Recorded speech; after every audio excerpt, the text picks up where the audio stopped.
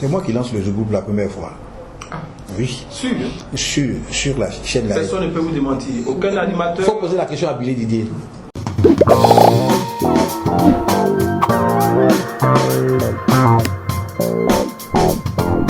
Monsieur Yves Zogo Junior, bonjour. Bonjour. Afrique Mag est heureux d'être reçu par vous.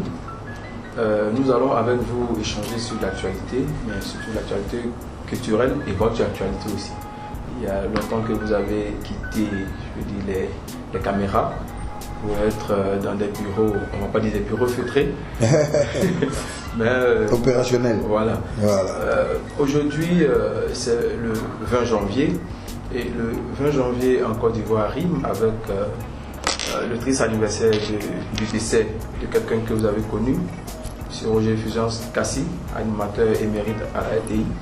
Nous allons parler aussi de vos relations avec cet illustre animateur télé et parler aussi de votre vie. Avant de parler de Roger Fulgence Kassi, M. Yves Zogo Junior, pour nos lecteurs et nos téléspectateurs, quand est-ce que vous entrez dans le monde de la télévision? À quel âge? Merci pour la question. En fait, est-ce que je suis une fois sorti du monde de la télé? Mon père était directeur de Radio Côte d'Ivoire, donc j'ai grandi. Moi, j'ai grandi dans l'audiovisuel. J'ai grandi dans l'audiovisuel. J'ai grandi dans les jupons que mon père a formés, et ils sont nombreux. Et ces sommités que mon père a formés, les Ben Soumaoro, Georges Taï Benson et autres, sont les plus produits de la formation de feu Zogbo Bailly Sylvain dit Kakedim. Mon père était un homme de radio, donc quand est-ce que j'embrasse le monde des médias? Suis-je un jour sorti? Je ne crois pas. Je pense que je suis né dedans. Je suis vraiment né dedans. C'est-à-dire, j'étais à l'école de la RAN, à l'école primaire ici au plateau. Et mon père était à Radio Côte d'Ivoire, qui est où la Radio Côte d'Ivoire est actuellement. Et à midi, quand on descendait, on venait me chercher, puis j'allais directement à la radio. Donc la radio et la télé ont toujours fait partie de mon monde, et par ricochet celui de la culture, parce que mon père, certes, était homme de radio et de télé, mais c'était, on va dire, un producteur radio. Donc j'ai grandi dedans.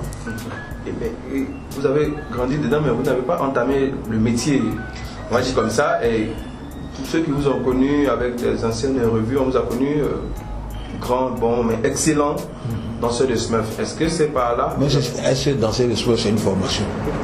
C'est pas une formation. Je suis né en France, je suis allé à l'école, j'ai fait l'école française des attachés de presse de Paris, rue Pierre Charon. Je suis sorti diplômé de cette école en gestion de communication politique. En quelle année? On est dans les années 80. Et puis maintenant, je rentre en Côte d'Ivoire. Quand je rentre en Côte d'Ivoire, c'est parce que ce métier d'attaché de presse n'est pas connu, que Dieu faisant les choses, ayant été même à la base, moi-même tout petit, très très bon, on va dire, acteur, donc j'intègre un mouvement culturel que vous appelez le mouvement du Smurf et autres, mais ce n'est pas une formation estudiantine, c'est une déviation de la vie qui fait que, à défaut de pouvoir entrer dans un milieu avec vos diplômes, vous entrez dans l'autre avec vos capacités d'excellents, on va dire, artistes. Voilà, donc c'est un peu ça. Ok, mais l'artiste que vous êtes, on peut le dire, l'artiste que vous êtes, vous touchez aussi déjà au monde du cinéma. Ça se passe en quel moment? Oui, sa fille qui répond au nom d'Afridi est perdue. Quoi? Afridi a disparu? Tu l'as fait, je te gifle tout de suite. Et on soupçonne Lago Junior. Moi? Junior, mais dites-lui que j'ai rien fait. Monsieur l'agent, Junior n'a enlevé personne. Où est-ce qu'il va cacher cette fille ici? On n'a pas où cacher quelqu'un ici. Eh ma petite, tu ferais mieux d'aider ta maman dans la cuisine. Parce que tu ne sais pas ce que Junior fait la nuit ici. Ah bon? Qu'est-ce que je fais la nuit, moi? Qu'est-ce que je fais la nuit? Sergent, on la marque immédiatement. Si je devais vous raconter un peu les différentes variantes de ma vie, vous en seriez étonné. Moi, pendant que je suis en France, à l'école française d'attaché de presse, je suis attaché de presse de feu El Hadji Omar Bongo, président du Gabon. Et je ne suis pas dans le cinéma, c'est-à-dire je suis déjà dans la gestion de la communication politique. J'ai même pas 18 ans. C'est-à-dire quand vous parlez même à l'époque, même du SMERF, même je suis déjà dans la gestion de la communication politique avant d'atterrir dans mon pays pour entamer, on va dire, une carrière d'artiste. Donc pour moi c'est difficile, je suis un touche à tout. Moi je joue de la guitare, je joue du piano, je joue de la batterie, je chante. J'ai été un très grand gardien de but. J'ai joué au Stella Club, j'ai joué au Stade d'Abidjan, j'étais le gardien de but de Kassi Kadio Lucien, de Dubaï. Bref, moi ma vie c'est une vie pleine. Donc quand même on parle même du cinéma, j'estime même que c'est une branche de ce parcours culturel de ma vie que je fais, parce que en pleine télé, en pleine radio, c'est parce que Souleymane Koli, paix à son âme, de l'ensemble Koteba, sait que en moi coule dans le sang l'artiste, qu'il se bat pour que j'intègre le film La Vie Platinée qu'ils ont tourné de fort belle manière et qui pour moi était une expérience que je ne ferais pas. J'aime pas beaucoup le cinéma parce qu'on répétait toujours les mêmes scènes là, donc moi ça me fatiguait. Mais il fallait, par expérience, pour moi j'en garde un très très bon souvenir. J'ai une chance inouïe, et ça je rends grâce à Dieu et peut-être aux parents que j'ai eus. Je ne sais où m'arrêter dans ce que je décide de faire. Donc quel que soit le pan d'activité dans lequel vous souhaiterez qu'on y aille, on va y aller. Moi je n'ai aucun problème avec ça. Justement, allons-y donc. Vous avez tout ce parcours. Vous définissez comme un touche-à-tout et vous excellez dans ce que vous faites. Pendant tout ce parcours, comment est-ce que vous arrivez, je me dis, à la télévision? Comment est-ce que vous racontez par exemple Roger Fulgence Kassi? Mais la télé, je ne découvre pas la télé par Roger Fulgence Kassi. Je vous ai déjà dit que je découvre la télé par mon père. Il se trouve que un jour d'une année, parce que je ne suis pas très année en termes de mémoire, j'étais à Marcory, jardin, Marcory, terminus, notre quartier, et puis une voiture, une Golf blanche arrive, c'était Fulgence. Donc il cherchait à me voir. Ah, Fulgence Kassi de la télé veut te voir. Donc je viens, donc il dit, ah, petit Sopo, ça va? Je dis oui, ça va. Il dit, alors on a une préoccupation. Tu connais notre émission Podium? Non? J'ai dit Podium. Oui, j'ai dit, ouais, je connais. Alors, il paraît que tu as du matériel de retransmission. Parce que ce que je souhaitais, c'est d'avoir un public dehors et d'avoir des écrans géants. On parle des années 80. Les années 80, déjà, les écrans géants, il faut compter les personnes qui en avaient. Alors, donc, j'ai dit, oui, moi j'ai mon matériel, effectivement.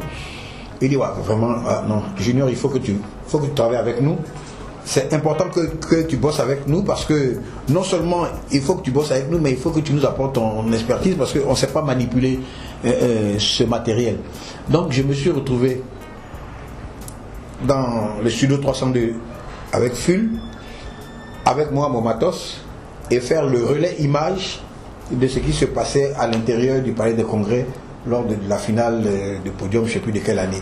Voilà comment nos liens se tissent. Et une fois Podium passé, il décèle en moi, Ful, beaucoup de qualités d'artiste, et puis il me dit, bon, là actuellement, tu as le vent en poupe parce que sur le plan de la danse, je remplissais le palais des sports, des 15 000 personnes et autres. Hein. Nous, rien ne nous étonne aujourd'hui. Hein.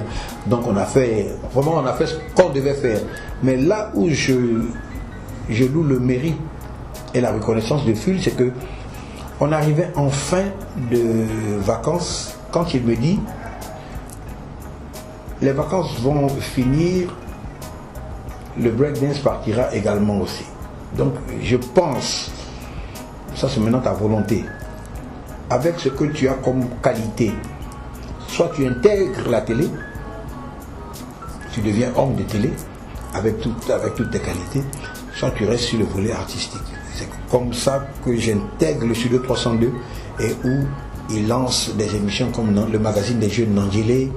Et dans le magazine des jeunes, il me donne le volet, on va dire le volet artistique, faire découvrir les artistes du pays. Et au fur et à mesure, il me positionne comme leader du magazine. Et voilà comment, grâce à FUL, j'intègre donc officiellement la télé, tout en faisant de la radio. Je faisais de la télé et de la radio. Je faisais le bal du samedi soir, je faisais une grosse émission d'alternance avec Soro, qu'on appelait Cool. Et puis les samedis après-midi, quand je ne faisais pas Nandjélé, je faisais Vidéo Star. Voilà, c'est grâce à FUL que j'ai fait de la télé et grâce à mon père que j'ai fait Radio Côte d'Ivoire. C'est dans cette mouvance que Paul Decuy, lui aussi perd son âme, fait appel à moi pendant que j'étais à la radio pour lancer Fréquence 2. Donc sur Fréquence 2, je lui donne des noms de référence, des Biram Diawara, John Jay, Jean-Paul Atéméné. Je donne tous ces noms-là pour lancer Fréquence 2 que vous écoutez aujourd'hui. Donc on a eu la chance dans notre parcours d'avoir toutes ces étapes-là et d'avoir assisté à l'éclosion de toutes ces personnes qui ont aujourd'hui, qui font la fierté donc du monde de l'audiovisuel. FUL. Je veux dire, comment il arrive à vous convaincre? Est-ce que c'est son charisme dont on parle qui arrive à vous convaincre ou c'est parce que vous-même, vous avez déjà le sang de la télé? Comment est-ce qu'il arrive à vous convaincre le jour où il vous croise comme ça, ma commune? Non, étant donné que j'avais une frustration personnelle déjà, tu rentres de France avec tes diplômes, tu n'arrives pas à trouver du boulot. Avec beaucoup de foi, Dieu te parlant te dit, écoute, mets tes diplômes là dans les tiroirs et puis tu danses. Tu vas danser. Donc il arrive à te ramener vers ce pourquoi tu étais rentré en Côte d'Ivoire. Donc FUL avait sa personnalité, moi j'ai ma personnalité. Et je pense qu'on était en phase. Le seul avantage, c'est que FUL représentait pour moi le grand frère que moi je n'ai pas eu. Donc c'est pas un FUL homme de télé, moi c'est mon grand frère. Donc les Bandama Deba, Soumaro Kanaté, Charles Koulibaly, nous on était une famille et j'étais le Benjamin de la famille. Donc pour moi, il n'y a pas à me convaincre. Il y a, bon, fils, comment il m'appelait, petit, tu lances le magazine. Je dis, je lance quoi? Il dit non, tu fais l'ouverture du magazine. Waouh! Moi j'étais toujours vu faire l'ouverture du magazine, je fais l'ouverture du magazine. Il faut me voir, c'est des nuits terribles où tu es en train de dire, mais qu'est-ce que je vais dire? Mais je ne peux même pas faire comme lui. Est-ce que je pourrais faire comme lui? Tu te poses ce genre de questions. Donc, vous êtes déjà une star. Oui, non, mais je ne sais pas si vous imaginez, vous êtes dans une équipe, et puis il y a un leader. Et le leader aujourd'hui décide, dans l'équipe, là, vous êtes 5-6 là, il dit, bon, sur une semaine, tous les samedis, c'est toi qui lance, qui fais le lancement. Et tu fais le lancement par rapport à quoi? Donc tu dis, bon, si c'était FUL, comment est-ce qu'il aurait fait une introduction? Si c'était. Donc par mimétisme, j'ai beaucoup appris de FUL. Il m'a inculqué son impertinence devant les choses de la vie, parce que les gens le trouvaient, ils appelaient ça entre guillemets mal élevé. Je dirais plutôt impertinent, parce que c'était quelqu'un qui avait du caractère, c'était quelqu'un qui savait ce qu'il recherchait. Et ce qu'il m'a inculqué, moi, c'est faire comprendre à notre jeunesse qu'en dehors de ce qu'elles ont de qualité, il faut qu'elles sachent qu'elles travaillent pour la communauté. C'est-à-dire, quand tu poses un acte, pose l'acte en pensant à ce que ça va apporter à la jeunesse, à ceux qui te suivent. Et ça, c'était la différence entre FUL et les autres icônes de la RTI. Je ne fais pas de comparatif, mais je dis par exemple, autant un Georges Taïb Benson était très culture ivoirienne, faire éclore des sommités, autant FUL, c'était faire comme Georges Taïb Benson, tout en étant très social dans sa manière de faire des projections. C'est-à-dire comment faire pour amener cette jeunesse ivoirienne-là à pouvoir se prendre en charge, savoir qu'il n'y a pas de sot métier. Prendre sa caméra, aller trouver un menuisier, un cordonnier, un soudeur et montrer comment le soudeur se lève à 4 heures du matin, comment il arrive à organiser sa journée, comment il arrive à aller se mettre sur la place publique, à vendre petit à petit, à faire des économies. Bref, ça c'était Fulgence Kassi. C'était quelqu'un qui allait au-delà de l'information. Oui, ça c'était Fulgence Kassi. Beaucoup de personnes limitent à podium. Non. Justement. Pour moi, Ful c'est pas podium, c'est pas Superstar Station. Non, faut oublier ça. Ful s'est servi de ce que Dieu lui a donné comme qualité d'animateur, et je l'ai dit, pour faire passer des messages. Quand vous regardez Nandjele n'a rien de festif. Nandjele, on était dans l'éveil des consciences. Quand on prend notre caméra, qu'on va dans le secteur rizicole de Bundiali, où on est assis avec des jeunes là dans les rizières là, et qu'on discute avec les bottes dans l'eau, et puis que les jeunes là t'expliquent, c'est pas de l'art. C'est amener à prendre conscience que ce pays-là, il vous appartient, donc c'est à vous de le tirer vers le haut. C'est le volet que moi je retiens de Roger Fulgence Kassi. C'est-à-dire son impertinence était en soi une qualité. Voilà. Dans l'animation, par exemple, c'était lui première chance, vous dites, et puis podium. Dans ces deux émissions, par exemple, vous qui avez vu ça, qu'est-ce qu'il dégageait? C'était quoi? Qu'est-ce qu'il faisait? Qui fait la différence? Voilà. Qui fait qu'aujourd'hui, on peut le considérer comme le meilleur animateur de tous les temps de la RTI. C'était quoi? Je le dis souvent. Non, peut-être que j'avais d'autres choix, mais je le mets toujours en exemple.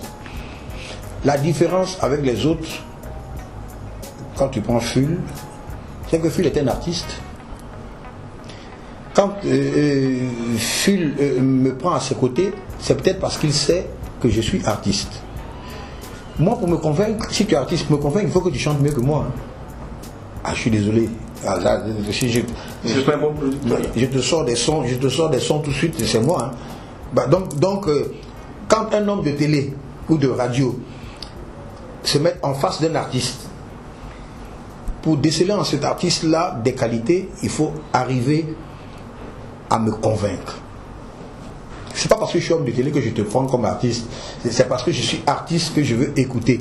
Donc ça faisait que Ful arrivait à dire, lui il va réussir, lui il pourra pas réussir, lui il pourra pas. Tout le monde ne naît pas artiste. C'est pour ça que quand on parle souvent d'héritage, je reviens toujours à la question, je pense que c'est un des rares métiers où il est difficile de parler d'héritage. Faire de la télé, de la radio, pour transcender, c'est d'abord être un passionné. Passionné, ça veut dire faire des sacrifices. Fulgence Kassi est mort de sa passion. Fulgence Kassi est décédé de son amour pour la télé. Qu'est-ce que ça veut dire? Ça veut dire quoi? Ça veut dire que on avait une équipe qui dormait à la télé tant qu'on n'avait pas fini de faire un montage. On ne vient pas le lendemain.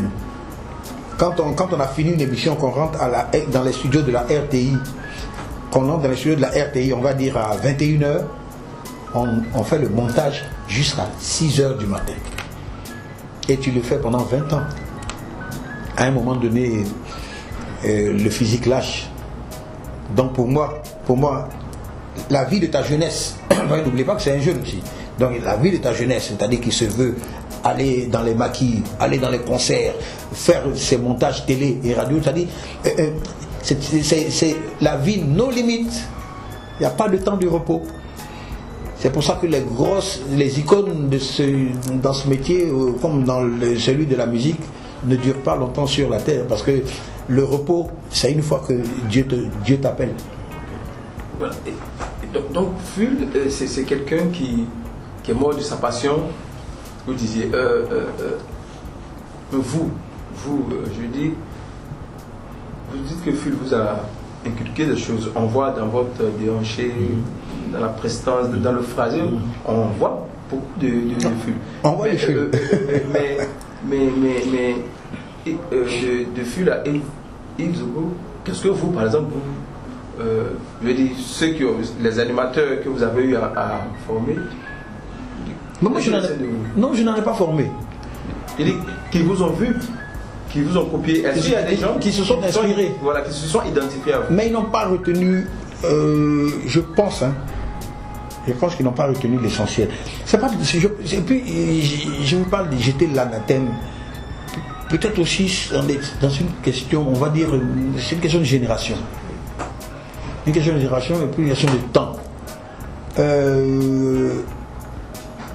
Quand je décide de lancer des Afrique Étoiles et autres, quand je reprends les podiums et tout ça, la dernière fois je me marrais, je vais vous raconter l'histoire de Afrique Étoile, c'est vous ou c'est Massi Domingo? Non, Afrique Étoile, c'est une production d'Jira Youssouf.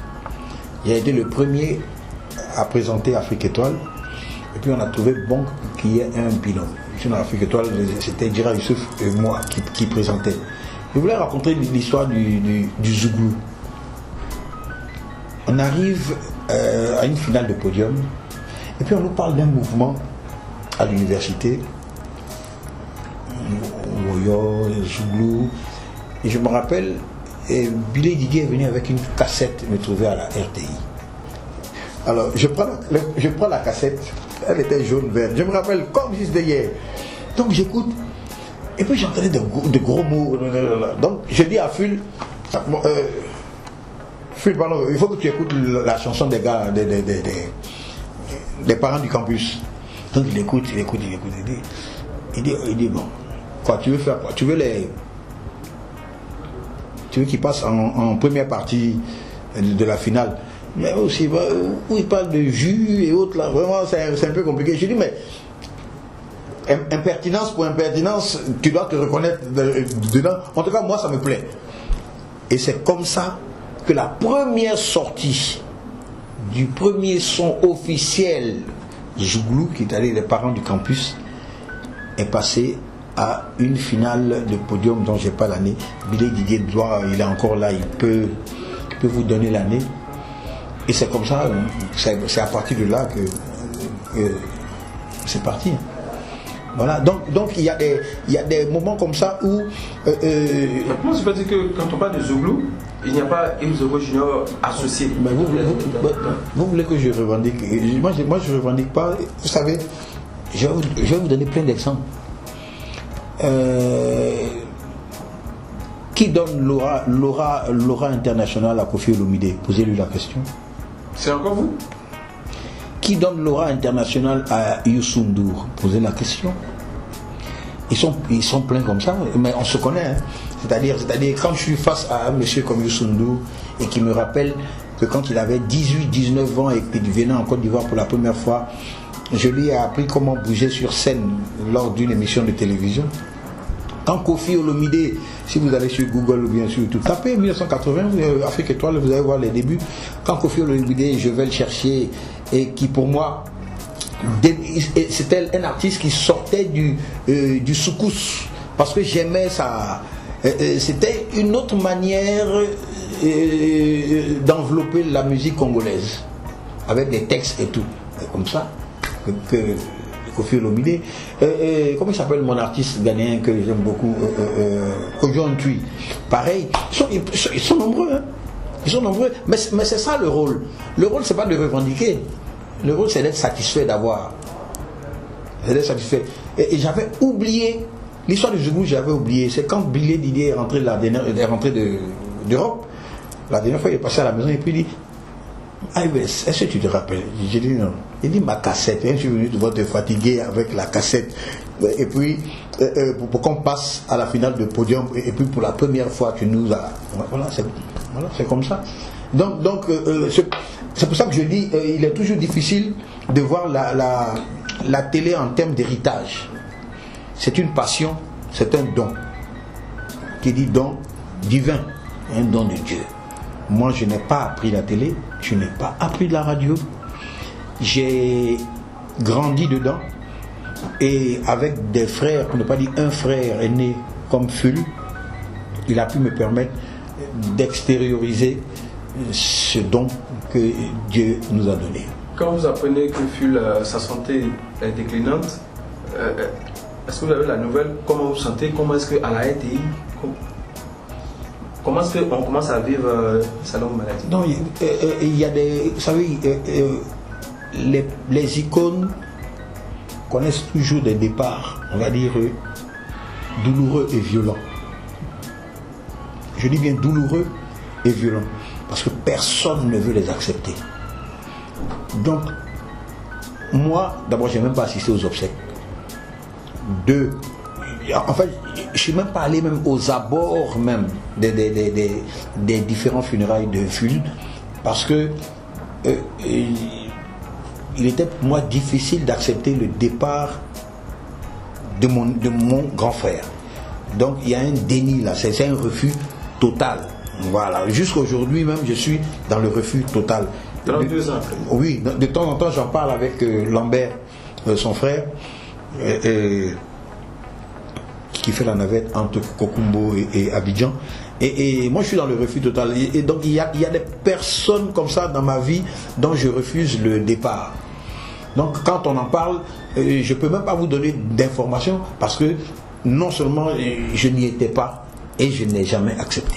Mais vous n'avez pas senti la maladie au début? C'était la question. Non, il est tombé malade d'un coup. Il est tombé malade d'un coup. Ça fait que et l'opacité autour de la maladie. On a parlé de cirrhose de foie, de fatigue. Ils ont tout dit. Ils ont tout dit. Et c'est ce qui perturbe en fait. C'est-à-dire tout le monde est médecin. Oui. Tout le monde est médecin. Mais les personnes touchées, c'est-à-dire sa mère, frère, soeur, son entourage proche, la douleur fait qu'on ne veut même pas partager, c'est-à-dire quelle que soit la cause de la maladie, c'est un refus. Parce que ce n'est pas le plus important pour moi. De quoi est-il mort? Pour moi, n'est pas le plus important. C'est qu'il ne devait pas mourir. Voilà, c'est-à-dire il est mort de ci, il est mort de ça. Ça c'est le problème de ceux qui veulent la suite. Moi, c'est il ne doit pas mourir. Voilà comment. Alors donc, j'en parle toujours avec beaucoup d'émotion parce que j'estime que c'est un parcours inachevé par rapport à ce qu'il aurait pu apporter à son pays. Maintenant. Pour vous, donc, comme le disent certains de ses contemporains, il demeure le meilleur animateur de son époque ou alors de tous les temps de la RTI. Non, je ne veux même pas le comparer. Je ne veux pas le comparer parce que ça crée des animosités. Je dis simplement, Ful, là, il y a un. Tu peux me dire demain, George Taï Benson, il y en a un. Voilà, chacun, il y avait un. Voilà, il y a un qui correspond à une période et qui a le talent de cette période. Et quand tu fais ton analyse, après, tu te dis, c'est un parcours inachevé parce que ça devait aboutir sur tel ou tel. Quand nous laissons Ful qui s'en va, je veux dire, vous, personnellement, c'est des choses qu'on n'étale pas forcément, mais quand Ful est parti, vous avez senti ce mal que vous ressentez 32 ans après. Mais pour sa famille, est-ce que Yves Zego Junior a été aux côtés de la maman, de Thierry, de l'enfant? Est-ce que vous êtes rapproché de la famille? Non, mais parce que la famille s'est sentie abandonnée après. Ah oui, vous savez, hein, je vais vous donner une réponse qui ramène aux choses de la vie. Hein. Moi, j'avais 18 ans quand je perds mon père. Mon père était directeur de Radio Côte d'Ivoire et à l'âge de 18 ans, c'est un âge où quand tu perds ton père, les repères, quand tu perds ton père, les repères sont difficiles, hein, même délicats. Donc chacun apporte ce qu'il peut apporter en termes, on va dire en termes de soutien. Et comme je disais, j'échange régulièrement avec Lambert, même la sœur de Ful. La dernière fois, je suis monté sur Kokumbo avec son petit cousin son neveu, qui est en train de pérenniser donc la mémoire de Ful. Mais ça devient plutôt, on va dire, ça devient maintenant des trucs personnels. Tu ne poses pas des actes pour en parler. Moi, ça ne m'intéresse pas. C'est-à-dire, je n'ai même pas besoin de dire que j'échange avec Lambert ou que je vois la sœur ou bien que quand le temps me le permet, je vais sur la tombe de Ful. Ça devient personnel. Mes rapports avec Ful n'étaient pas du fait des rapports avec la famille. Il est venu chercher un petit frère, il en a fait un petit frère, j'ai eu mon grand frère qui est parti. Ma douleur, elle est là, j'essaie chaque fois de me poser la question de savoir, chaque fois que je suis sur un plateau télé, qu'est-ce qu'il aurait fait, qu'est-ce qu'il aurait décidé pour pouvoir tout. Et puis maintenant, la vie, elle est comme ça. La mort de son seul fils, qu'est-ce que c'est aussi de la douleur, c'est aussi une douleur, hein, mais comme je le dis encore une fois, la violence des réseaux sociaux fait que certaines douleurs, tu préfères les garder pour toi, parce que quand tu l'exprimes, il y a des interprétations qui sont faites, qui sont... Non, Thierry a vécu sa vie, c'est un garçon poli, en tout cas il me le démontrait chaque fois qu'il le pouvait. Que Dieu l'accueille auprès de lui et puis qu'il puisse retrouver son père, pour moi c'est l'idéal. Junior, vous, la télévision c'est vous, connu, et depuis un moment, vous avez quitté la télévision, l'animation, les MD, vous êtes plus dans des animations ponctuelles. Est-ce qu'on peut savoir par exemple pourquoi est-ce que vous avez quitté la télé? Est-ce que vous êtes vieux, vous ne voulez plus animer, ou pourquoi est-ce que vous avez quitté la... Je vous ai déjà dit que moi je fonctionne sur des opportunités. On a monté Radio Nostalgie avec Ahmed Bakayoko, Premier ministre. Aujourd'hui, on est dans le panel des sociétés détentrices donc, de la licence télé, 7 Info, dont on est en train de monter la chaîne de télé. Non, contrairement, je pense que j'ai pu, et c'est grâce à une volonté personnelle, j'ai pu me détacher de ce que beaucoup de personnes pensent indispensable.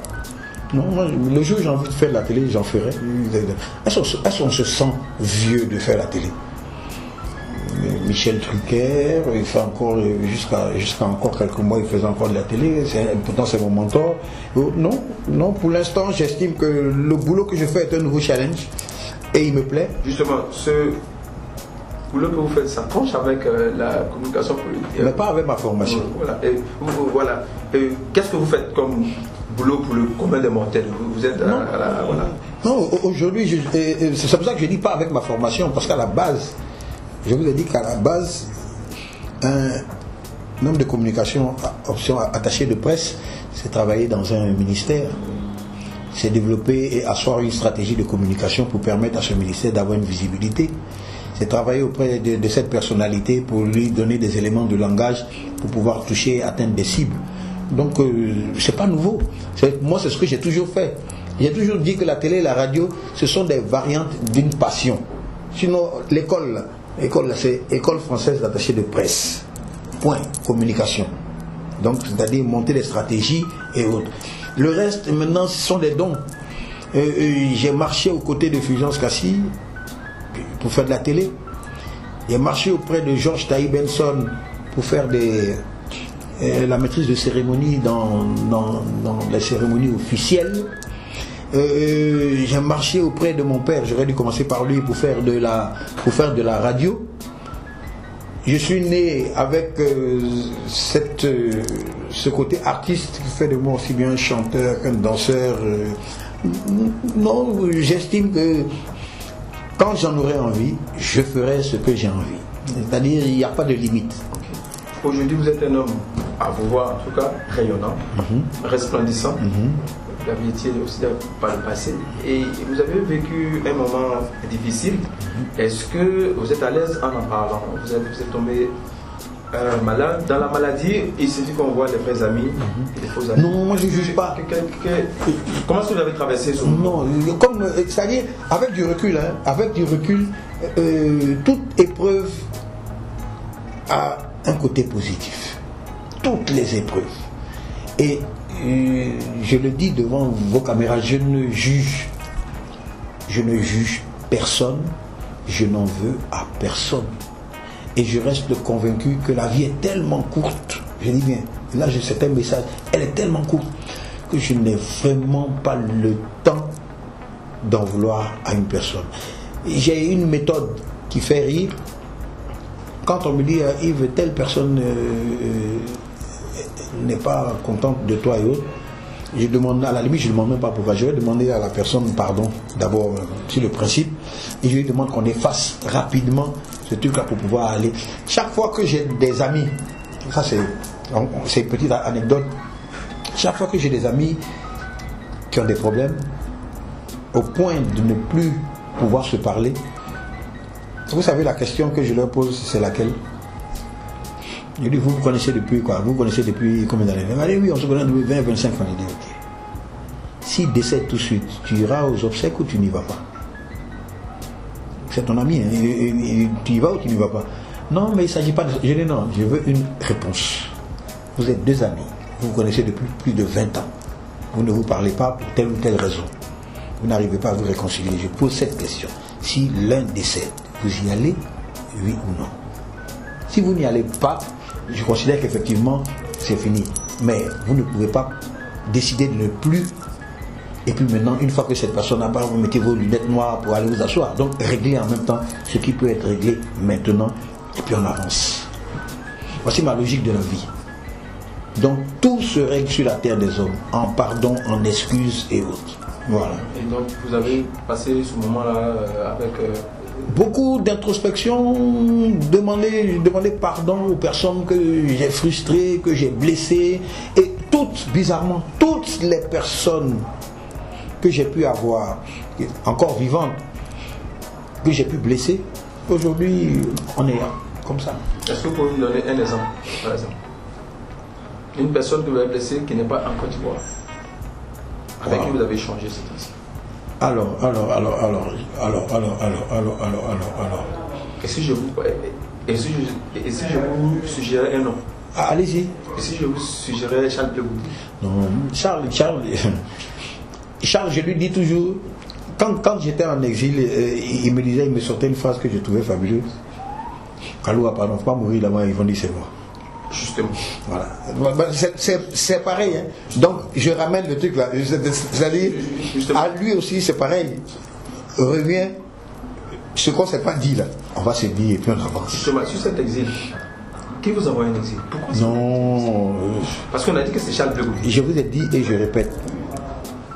Pour moi, ça n'a aucune importance dès lors que nous sommes encore vivants. Donc, quelles que soient les situations, on aura l'occasion de s'asseoir et de se dire j'ai aimé, j'ai pas aimé, tu aurais dû, tu n'aurais pas dû, et puis on avance. Vraiment, et la vie est trop belle. Et mais est-ce qu'aujourd'hui vous avez échangé pour aplanir déjà les discussions avec Charles Blegoudi, par exemple? Oui, mais en fait même aplanir, pour aplanir là, il faut au moins que chacun dise ce qu'il reproche à l'autre. Donc pourquoi vous pressez? Il est vivant, non? Je suis vivant pour l'instant, non? Allons-y. Je vous appellerai le moment, je dis bon, il est là, je suis là, et puis avançons. Voilà, mais faut plus partager de l'amour qu'autre chose. Notre pays est tellement beau que... Justement, j'allais vous demander quel est votre message il est simple. cet entretien. Il est simple, mon message. C'est-à-dire, vraiment ce pays-là, la Côte d'Ivoire, il faut vraiment voyager pour savoir qu'on nous envie. Il faut voyager pour savoir que les gens nous envient. Je sais pas... Peut-être que c'est l'âge qui fait que je me suis assagi, mais j'ai plus aujourd'hui d'amour à partager qu'autre chose. Moi, vraiment, je ne porte de jugement sur personne. Et j'aimerais que les personnes qui pensent que me concernant, il y a des préoccupations, bien une préoccupation, on puisse échanger pour pouvoir avancer. Moi, je n'ai vraiment aucun problème. La vie est courte, tellement courte qu'elle est belle. Voilà. Merci beaucoup. C'est moi qui vous remercie. Merci.